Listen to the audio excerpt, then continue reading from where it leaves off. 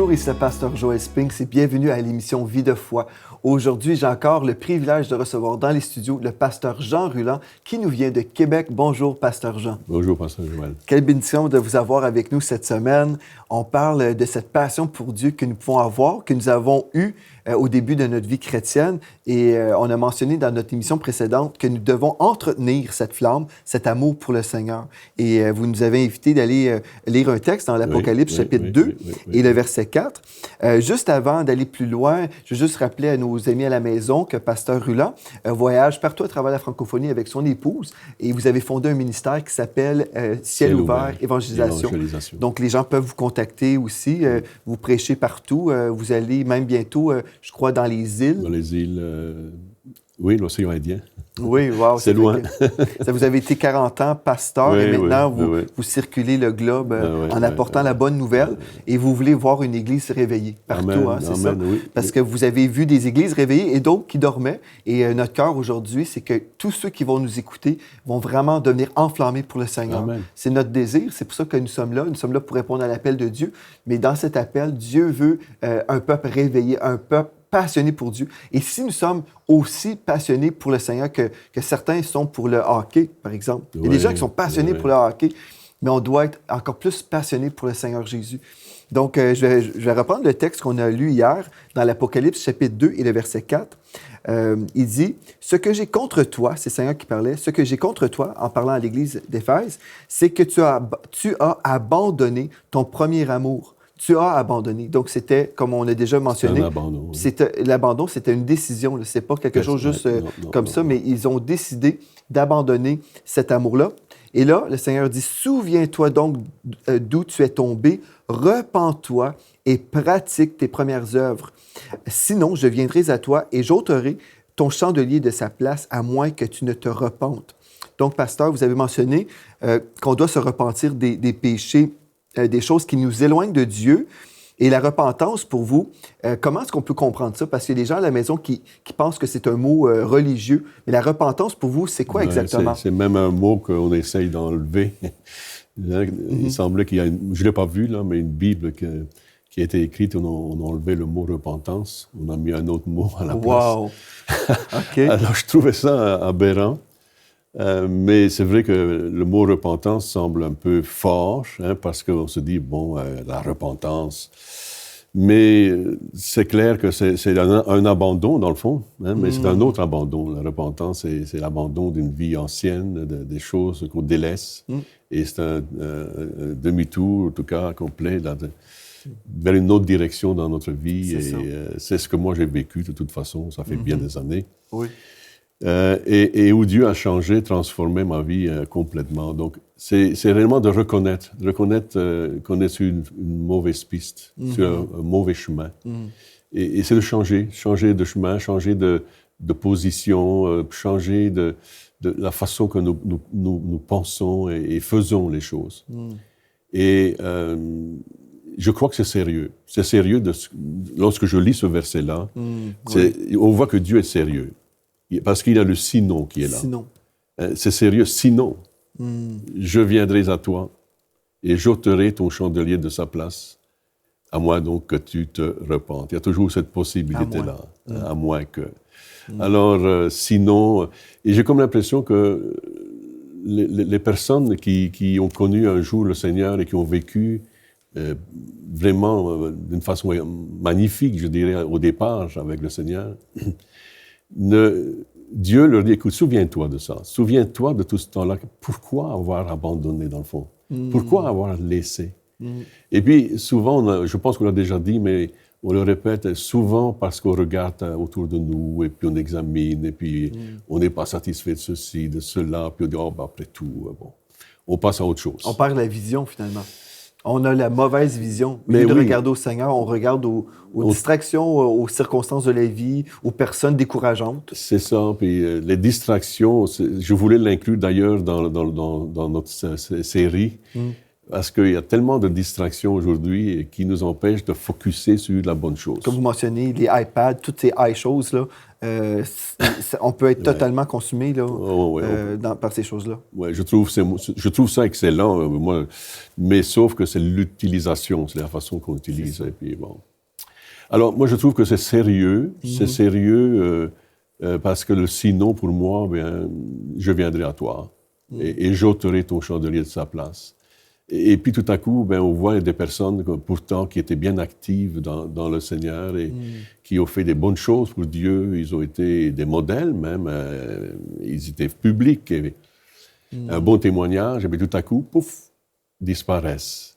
Cette semaine, justement, j'ai rencontré une personne qui a été des années de temps dans les églises, pendant 20 ans. Et puis, à cause de certaines blessures dans l'Église, cette personne a quitté les voies de Dieu.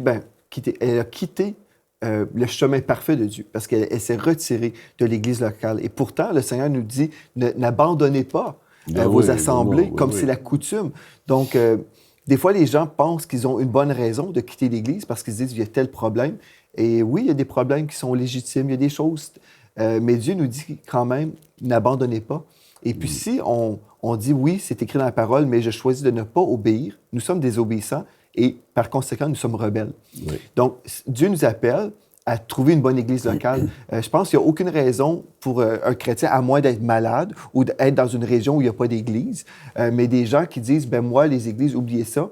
Je crois qu'on doit vraiment demander pardon au Seigneur et revenir pleinement dans les voies de Dieu. Et il y a des gens qui nous suivent par Internet, c'est bien.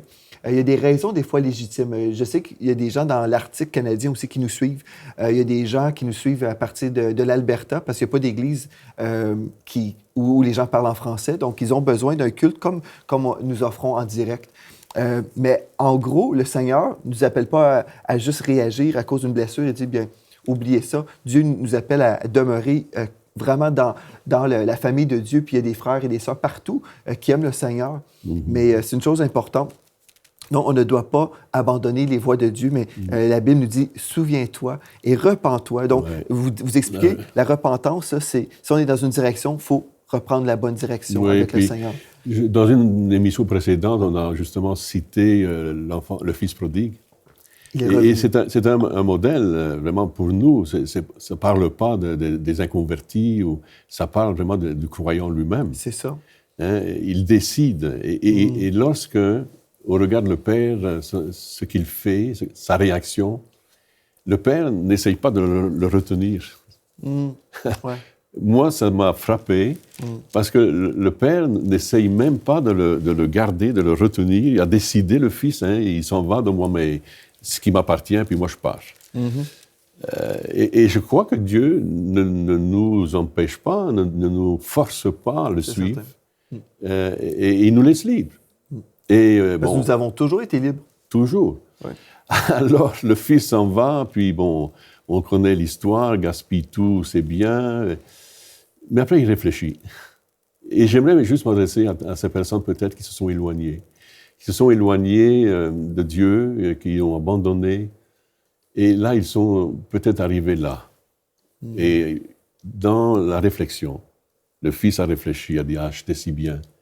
J'étais si bien chez mon Père. » Et je crois que le Saint-Esprit ramène à nos pensées ces temps bénis. Et puis, et là, on se dit, qu'est-ce que je fais? Et il y a une décision. Il y a une décision et une action à poser. J'irai vers mon Père. J'irai vers mon Père, donc je vais lui faire confiance. Et puis, je vais lui dire, j'ai péché contre toi, j'ai péché contre le ciel. Je n'ai pas bien fait. C'est pas facile, parfois, de s'humilier, de dire, je n'ai pas bien fait les choses. Et je crois que ça nous arrive à tous, ça peut nous arriver à moi, à n'importe qui. Et d'être suffisamment humble de dire, j'ai gaffé, j'ai fait une erreur, et puis pardonne-moi, Père. C'est ça. Mais je veux revenir à la maison. Si on s'humilie, Dieu dit, il va nous élever. Oui.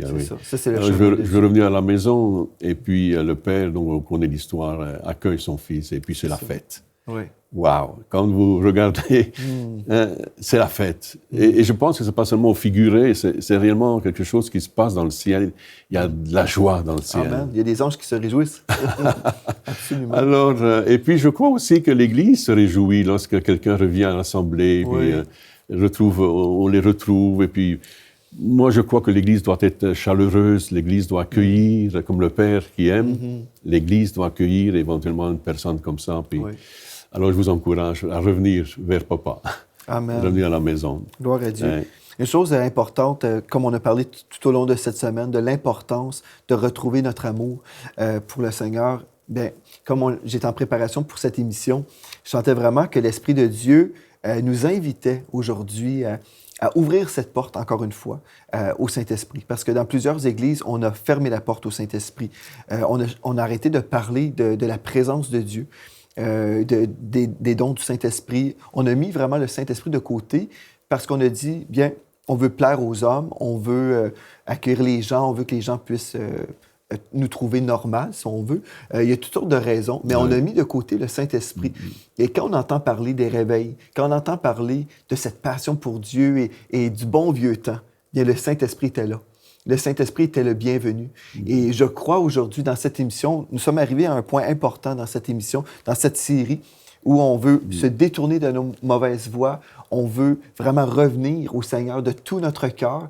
Mais comme nous avons parlé hier, de cette importance d'être en feu et de demeurer en feu et s'entretenir. Mais comment s'entretenir, être enflammé pour le Seigneur sans le feu du Saint-Esprit? Pour moi, c'est impossible. C'est comme quand je fais un feu de camp chez nous. Des fois, on invite des amis et puis on va manger des guimauves, faire réchauffer des hot dogs autour d'un feu. Mais pour entretenir ce feu-là, je rajoute des bûches. Voilà. Sinon, le feu finit par mourir. Voilà. Et ça, c'est juste dans le naturel. Mais dans le monde spirituel, on doit se garder en feu. Mais il y a une chose qu'on doit faire. On doit ouvrir la porte au Saint-Esprit, n'est-ce pas? Et dans votre expérience d'Église, vous avez vécu des moments de réveil où le Saint-Esprit visitait. Je me souviens dans d'autres émissions, dans d'autres semaines, quand vous êtes venu ici, vous avez expliqué avec votre épouse qu'à chaque fois, quand le Saint-Esprit se manifestait, il y avait quelque chose de particulier au niveau du baptême de l'Esprit. Pouvez-vous peut-être juste nous rappeler ces choses-là? La Bible nous dit « Souviens-toi », mais pouvez-vous vous souvenir de l'œuvre de Dieu dans le passé? Aussi loin je peux retourner donc en arrière, je me souviens. Oui. Je me souviens, puis Dieu ramène à mon esprit, depuis mon enfance, pasteur, parce que moi, quand même, je suis né dans l'Église, dans le fond. Et puis, donc mon éducation, elle est chrétienne depuis mon bas âge. Ouais. Et je me souviens depuis justement mon enfance, et ce que je vivais, ce que je voyais, en tout cas je ne vivais pas parce que trop jeune peut-être, mais ce que je voyais, et puis le feu de Dieu qui animait les croyants, et passionnés pour Dieu, remplis du Saint-Esprit. On voyait les signes, les prodiges, les miracles, on voyait tout cela, puis ça entretient évidemment le feu. C'est clair que, et dans le ministère, c'est la même chose. J'ai dit à Dieu, je ne veux pas faire mon ministère sans puissance, sans avoir reçu. Et lorsque nous sommes allés au collège biblique, après notre appel au ministère, je ne connaissais pas la puissance du Saint-Esprit. Je connaissais d'avoir entendu, d'avoir vu, mais je ne l'avais pas expérimenté comme tel. À la conversion, évidemment, on reçoit l'Esprit de Christ, c'est l'Esprit d'adoption, puis je peux dire avec ça, voilà, hello papa, je suis ton fils, me voici. Et entretenir une relation de père et de fils ou de fille. Mais l'autre dimension du Saint-Esprit, je ne l'avais pas connue. Et je pense que réellement, c'est cela qui me manquait pour avoir cette passion davantage, en tout cas pour Dieu. J'aimais Dieu, mais je ne peux pas dire que j'étais passionné. J'aimais Dieu, et Dieu a connu mon cœur, il savait que je l'aimais. J'ai mis de l'ordre dans ma maison, j'ai mis de l'ordre dans ma vie, il a fallu que je fasse. Et la repentance. Et puis ensuite, nous sommes allés au collège biblique. Et là, un frère arabe, c'était un arabe, converti, puis rempli du Saint-Esprit, il est venu mettre sa main sur moi, et puis il a commencé à prier pour moi. Et à un certain moment, l'Esprit de Dieu est descendu sur moi, puis j'étais plus là, j'étais parti, là, je sais pas. La présence de Dieu est vraiment venue. J'étais plus là, j'étais dans l'Esprit de Dieu, je baignais, c'était un bain. Le baptême du Saint-Esprit, c'est bien ça, c'est un bain. Immergé dans l'Esprit de Dieu, et là, j'ai commencé à parler des langues nouvelles que j'avais jamais apprises. Mais alors, ça m'a donné une telle paix, puis une onction magnifique. Et je sais que c'est cela qui me manquait. Même s'il y avait eu l'appel de Dieu sur ma vie, ça me manquait. Ouais. Et alors, dans le suite des temps, nous avons vécu dans le ministère des épisodes tels qu'on a cités déjà là, et où on a vu des effusions comme ça de l'Esprit Saint. Dans mes voyages aussi, l'Afrique, tout ça, une église qu'on avait visitée, et puis là, c'était une église pentecôtiste. On a posé la question, est-ce que tout le monde a reçu le baptême dans l'Esprit Saint, puis levez vos mains? Il n'y a pas beaucoup de mains qui se lèvent. Qui veut recevoir? Une autre question, le baptême de l'Esprit Saint. Alors là, tous les mains se sont levées, puis... Wow. Et tout à coup, l'Esprit est descendu, vous pouvez voir comme une vague. Et vous voyez les gens, et vous voyez cette vague de l'Esprit Saint sur la foule, et voici que la foule s'est mise à parler en langue. Une langue qu'ils n'avaient jamais apprise. C'était le ciel sur la terre. Wow. Et malheureusement, pour de nombreux enfants de Dieu qui aiment Dieu, qui sont sauvés par grâce et qu'on va voir dans le ciel. Et qui ont reçu l'Esprit en dedans aussi. Et qui ont reçu l'Esprit de la conversion, mais qui ne connaissent pas cette autre dimension de l'Esprit Saint. Je veux les inviter vraiment à rechercher cette dimension-là, parce que je crois ça alimente en tout cas la foi et la ferveur, la passion. Ça nous garde en feu. Ça nous garde en feu. Oui, vous savez, il y a des gens des fois qui disent « Ah bien, j'ai déjà demandé au Seigneur de me remplir du Saint-Esprit avec le langage spirituel, l'évidence de ce baptême. Et puis, je ne l'ai pas reçu. » Et même cette semaine, il y a quelqu'un qui me disait ça. Et puis, la personne était comme ah bien, ça ne doit pas être la volonté de Dieu, parce que si Dieu voulait, je l'aurais reçu. Non. Mais quand on lit le livre des Actes, nous voyons, dans Actes 2.4, ça nous dit qu'ils furent tous remplis du Saint-Esprit. Ils furent tous, parce que nous réalisons que nous avons tous besoin de ce langage spirituel.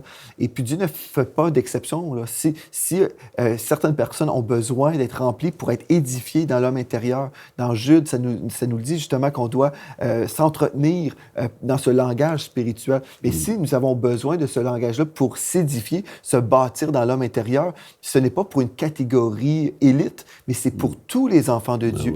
Mais en même temps, la Bible nous dit que ce sont les violents qui s'emparent du royaume des cieux. Ici, on ne parle pas d'une violence physique, là. On parle d'une violence de l'esprit.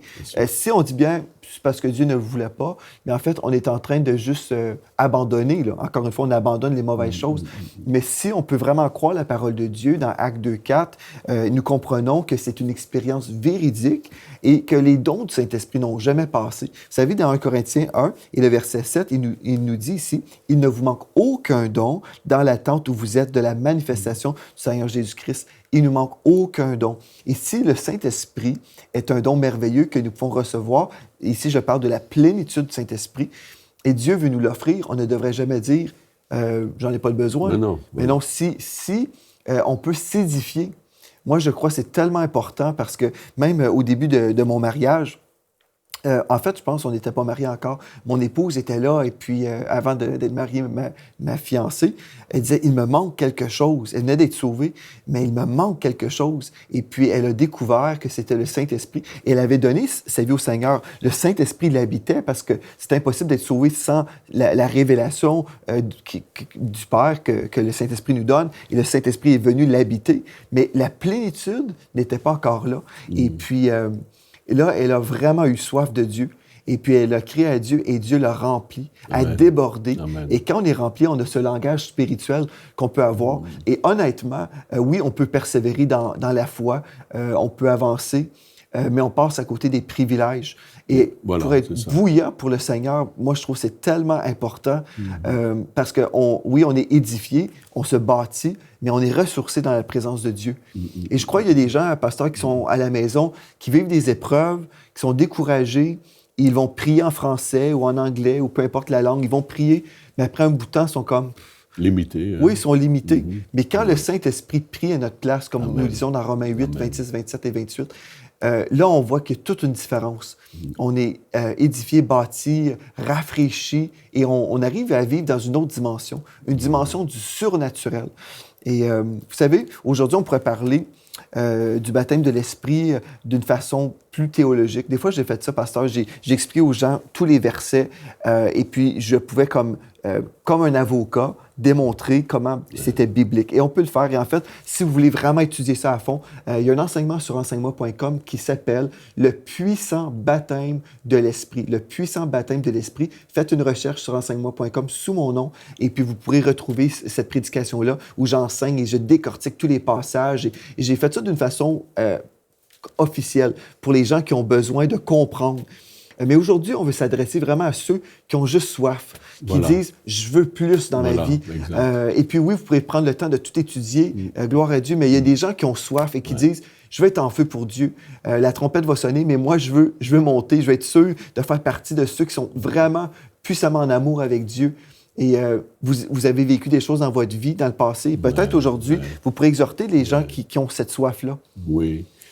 Oui, et puis pour un peu faire suite à ce que vous venez de dire, pasteur, c'est que lorsqu'on regarde à plusieurs endroits dans les Actes des Apôtres, là où il y a eu une immersion dans l'Esprit Saint, on constate qu'il n'y a pas eu de grande formation biblique et théologique pour recevoir. C'est que c'est venu, c'est descendu, il y avait une attente. Je pense que c'est cela, il y avait une attente. Et pour ceux qui même ne savaient pas, peut-être, parce que Paul, à un certain moment, va dire « Avez-vous reçu le Saint-Esprit quand vous avez cru ?» Je pense que c'est dans le 19e chapitre des Actes. Et ils ont dit « On ne savait même pas. » Alors, c'est intéressant parce qu'ils sont convertis, c'est des croyants, c'est des chrétiens. Sauf « Avez-vous reçu le Saint-Esprit quand vous avez cru ?» C'est ça. Alors, ils ont dû dire « On ne savait même pas que ça existait. » Donc, je ne crois pas que, comment je vais dire, ça prend une grande explication dans le fond. Il faut qu'il y ait une soif. Je me souviens, j'étais tout au début dans le ministère au Québec et on venait de fonder une assemblée. Et là, on était dans notre chambre haute, mais dans notre sous-sol.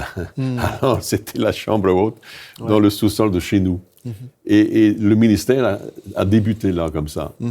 Et dans ce sous-sol, il y avait des croyants et il y avait des incroyants.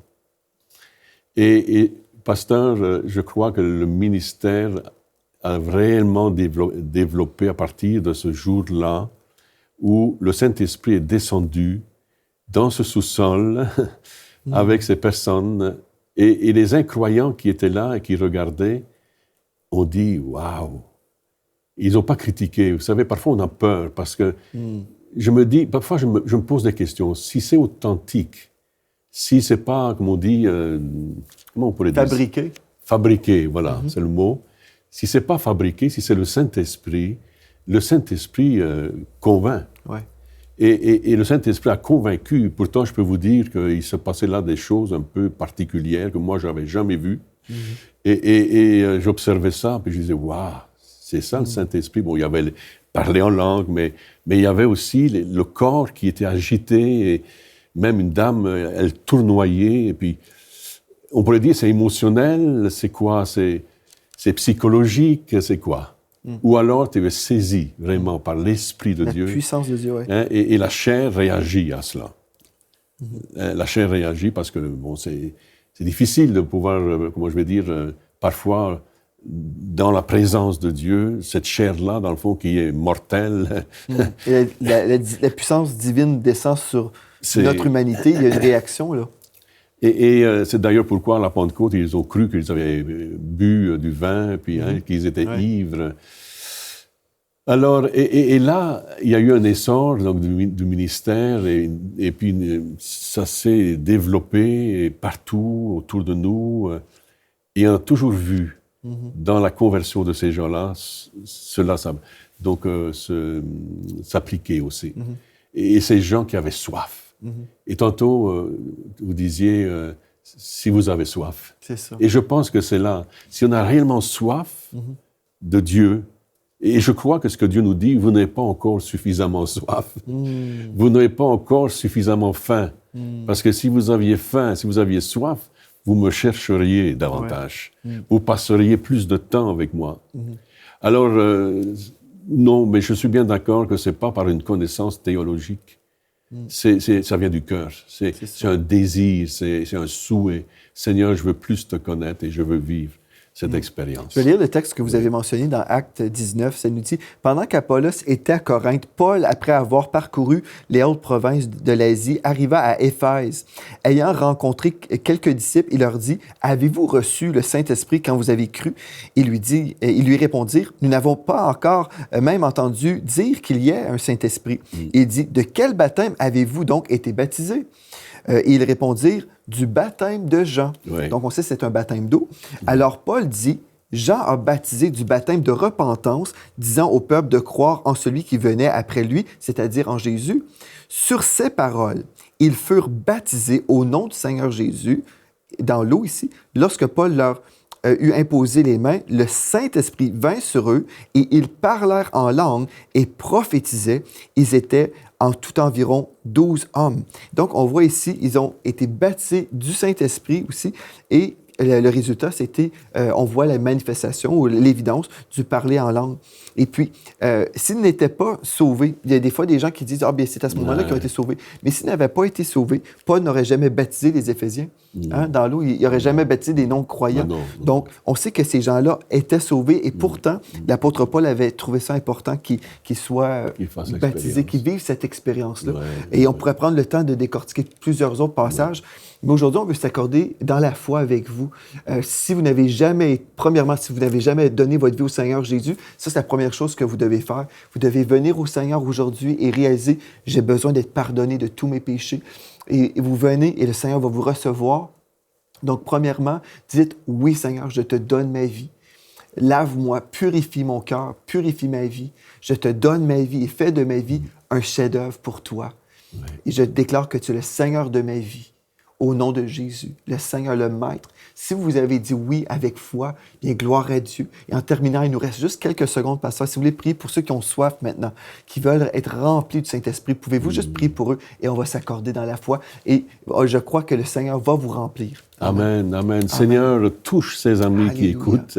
Merci, Seigneur, nous vivons le temps de la fin. Bientôt tu viens et tu viens chercher une église puissante, une église réveillée, des cœurs remplis d'amour, de passion pour toi, Seigneur. Alléluia. Seigneur, que tu alimentes cette passion par ce feu de ton esprit. Alléluia, baptise, remplis de ton Esprit Saint, Seigneur, et fais de ces gens des candidats pour des choses de plus grandes. Amen. Et Dieu, en ton nom, qu'ils soient puissants par l'Esprit Saint. Alléluia. Seigneur, bénis ce peuple, bénis ces chers enfants de Dieu, bénis ces gens qui ont besoin de toi maintenant. Au nom de Jésus de Nazareth, soyez remplis du Saint-Esprit. Amen. Amen. Gloire à Dieu. Merci, pasteur, d'avoir été là avec nous tout au long de cette semaine. Amen. Et merci à vous. Et d'ici à la prochaine fois, soyez richement bénis. Cette émission est rendue possible grâce au précieux soutien des partenaires d'Enseigne-moi Canal International. Retrouvez tous nos programmes sur enseigne-moi.com.